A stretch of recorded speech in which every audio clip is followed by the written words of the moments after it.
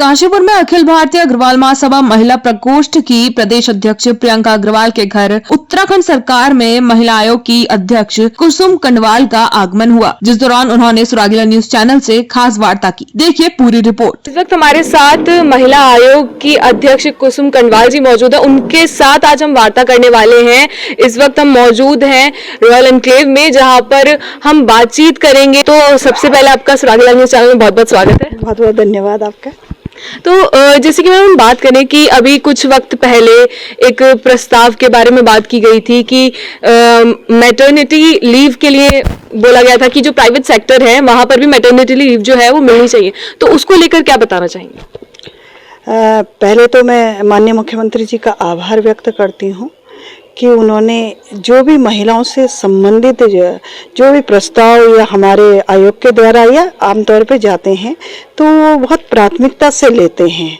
और मातृत्व अवकाश के लिए हमने भी शासन को भेजा है और उसमें अभी कुछ ऐसे प्रस्ताव जो स्वीकृत भी हुए हैं कि उसमें उनको मातृत्व अवकाश मिलेगा, क्योंकि 12 महीने में अगर कोई महिला 80 दिन तक काम करती है तो उसे मातृत्व अवकाश पाने का पूरा अधिकार है। तो ये निजी क्षेत्रों में भी हमारी तरफ से, आयोग की तरफ से पूरी रहती है कि कहीं भी इंडस्ट्री हो, किसी में भी अगर कोई महिला काम कर रही है तो उसे निश्चित ही मातृत्व अवकाश मिलना चाहिए।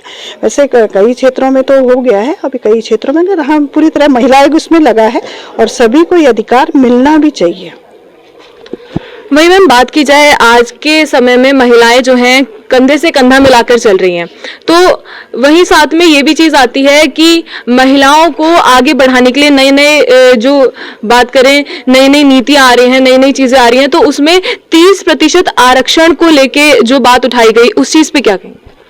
सबसे पहले तो माननीय प्रधानमंत्री जी का मैं आभार व्यक्त करती हूँ, क्योंकि महिलाओं को लेके तमाम उनकी योजनाएं और महिलाएं राजनीतिक रूप से सशक्त हों, ये सब को लेके काम कर रहे हैं। और उन्होंने महिलाओं को 33% आरक्षण लोकसभा और विधानसभा में जो उनकी तरफ से प्रस्ताव आया है और जो सर्वसम्मति से वो स्वीकृत भी हो गया है, और निश्चित ही आने वाले समय में महिलाएं सशक्त रूप से अपनी आवाज उठाएंगी सदनों में, इन दोनों सदनों में, और सशक्त रूप से इनकी भूमिका रहेगी। और आपसे एक चीज और मैं कहना चाहती हूँ कि उत्तराखंड राज्य महिला आयोग ने महिला नीति बनाई है और माननीय मुख्यमंत्री जी का आभार व्यक्त करते हैं, पुष्कर सिंह धामी जी का, कि उन्होंने 9 नवंबर को उसकी घोषणा की है कि शीघ्र ही महिला नीति उत्तराखंड की लागू की जाएगी।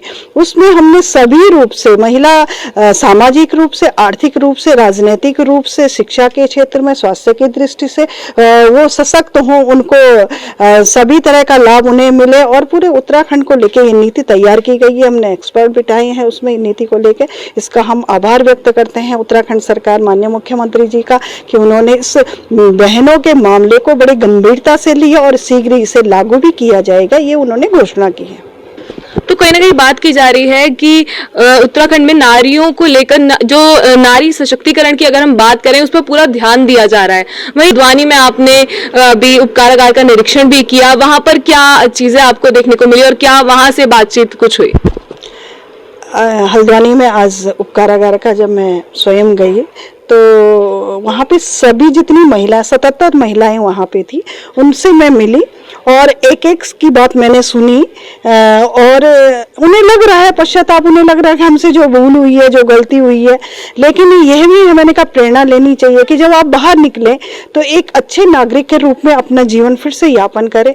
दूसरा, वहाँ पे मैंने बात की है, जो जेलर के जो अधिकारी थे उनसे कहा है कि हालांकि वो अपनी तरफ से उन्हें कोई ना कोई प्रशिक्षण देते रहते हैं, लेकिन कुछ इस तरह के प्रशिक्षण उन्हें देने चाहिए कि जिसमें कि उनके कुछ अर्निंग हो, उनके जो काम करें वो मार्केट में जाए और उसका जो भी पैसा आए तो उनके खातों में आए। तो जब वो बाहर निकल के आएंगी तो वो किसी पर डिपेंड नहीं होंगी या कोई ऐसा रास्ता नहीं ढूंढेंगे, तो वो अपना काम शुरू कर देंगे। तो इसको लेके मैंने उनसे चर्चा की कि ये काम हमें शीघ्र कर देना चाहिए, क्योंकि और भी जेलों में मैं गई थी, सुद्धोंवाला जेल में भी गई थी, वहाँ पे भी महिलाएं इस तरह से स्वरोजगार से संबंधित काम कर रही हैं। उनका जो वो बनाती है वो उसको मार्केट में बिकता है, लोग ले जाते हैं और उनका जो पैसा होता है उचित दाम वो उनके खाते में जाता है। तो एक तरह से बात की जाए कि अगर एक नारी सशक्त होती है तो एक पूरा परिवार सशक्त होता है। वही बात करें, इस वक्त हमारे साथ जो अग्रवाल महासभा की अध्यक्षा है, प्रदेश अध्यक्ष हैं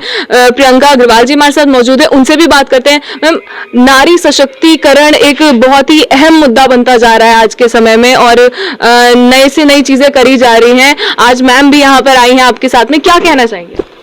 मैं सबसे पहले तो मैम का धन्यवाद करना चाहूँगी कि जो थोड़ा सा समय निकाल के हम लेडीज़ों के साथ में थोड़ा सा समय अपना व्यतीत कर रही हैं।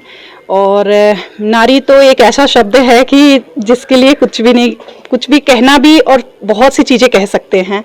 मैम ने जैसे बताया कि आज इन्होंने जेल का निरीक्षण किया, उसमें भी बहुत चीज़ें बताई हैं मैम ने। और मैम से बस एक ही आग्रह करेंगे कि आगे से थोड़ा सा ध्यान रखें लेडीज़ों का, बहुत क्राइम हो रहा है। तो इसी को लेकर मैं इतना ही कहना चाहूंगी कि नारी सशक्तिकरण कहीं ना कहीं उत्तराखंड में इस पर बहुत ज्यादा ध्यान दिया जा रहा है, एक अहम मुद्दा बनता जा रहा है। इसी तरह जुड़े रहिए हमारे साथ सुरागीला न्यूज चैनल से। मैं अनुश्री भारद्वाज। उत्तराखंड की खबरों से जुड़े रहने के लिए आप हमें सभी सोशल मीडिया प्लेटफॉर्म्स पर सब्सक्राइब, लाइक और फॉलो कर सकते हैं। धन्यवाद।